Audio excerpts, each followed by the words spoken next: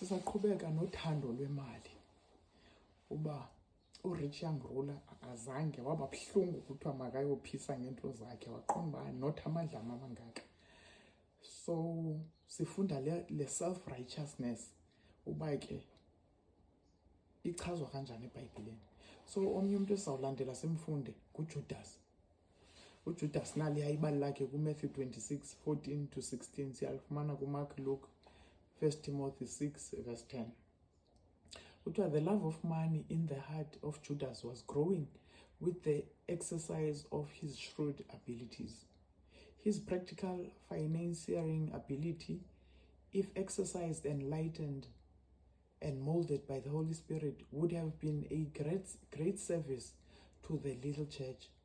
And by the sanctification of his spirit, he would have had a clear insight, a correct discernment to appreciate heavenly things.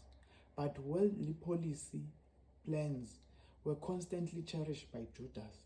There was no outbreaking sin on his part, but his sharp scheming, the selfish, parsimonious spirit that took possession of him, finally led him to sell his Lord for a small sum of money. There are two kinds of experience: the outside showing and the inward working. The divine and human were at work in the character of Judas. Satan was working the human, Christ the divine. The Lord Jesus longed to see Judas rise to his appointed privileges, but the human side of Judas' character was confused with his religious sentiments and treated by him as essential attributes. By taking this view of things, he left an open door for Satan to enter and take possession of the entire man. If Judas had practiced the lesson of Christ, he would have surrendered to Christ. He would have consecrated his heart fully to God. But his confused experience was misleading him. He loved the praise of the world. He refused to give up the world for Christ. He never committed his eternal interest to Christ.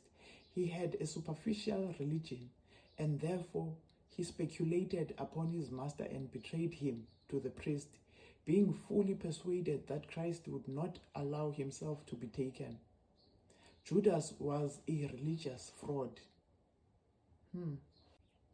Judas was treasurer of the disciples, and from their little store he had secretly drawn for his own use, thus narrowing down their resources to a meager pittance.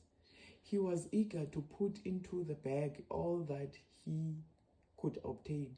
The treasure in the bag was often drawn upon to relieve the poor, and when something that Judas did not think essential was bought, he would say, "Why is this waste? Why was not the cost of this put into the bag that I carry for the poor?" uNicodemus ke yena naye he was rich, but masibone ke yena uba kwenzekani. Ndizayiqala phakathi ibali lakhe so that ingazubande le video.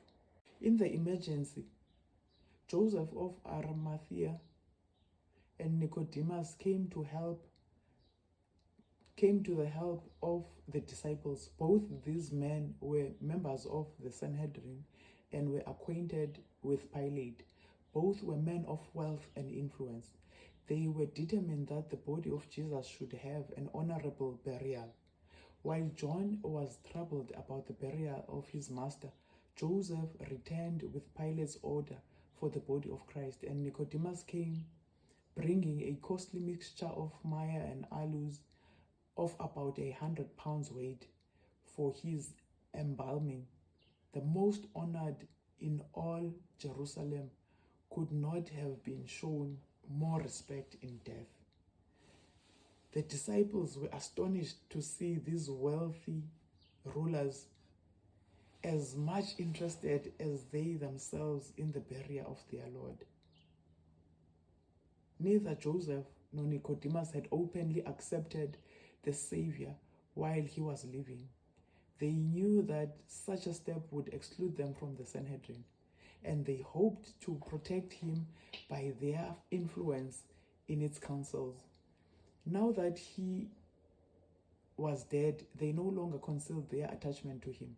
While the disciples feared to show themselves openly as his followers, Joseph and Nicodemus came boldly to their aid. The help of this rich and honored man was greatly needed at this time.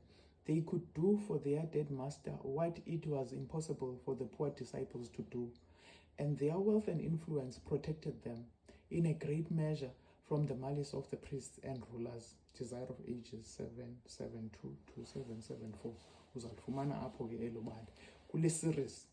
Ayikhumbula mos le series ka EGW kulapho echaza khona, but ibalana mhlawumbe uzalifumana lizivesi ezimbalwa, then yena uzawuelaborate more on it. Siyifumana apho. Masiyivale ngokuthi ke ngoJames 4 verse 17. Therefore, to him that knoweth to do good and doeth it not, to him it is sin. Siyivala apho ke ngoku le ndaba yothando lwemali. Doeth it not. Those who are hearers only and not doers show that their religion is vain.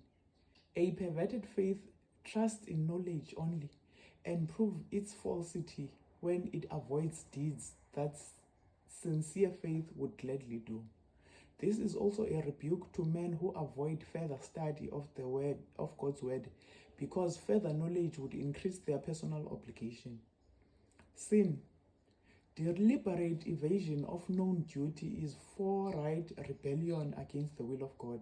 This fact amplifies the difficulty confronting the double-minded man, the pseudo-religious man, the man of dead faith, and the earthly man.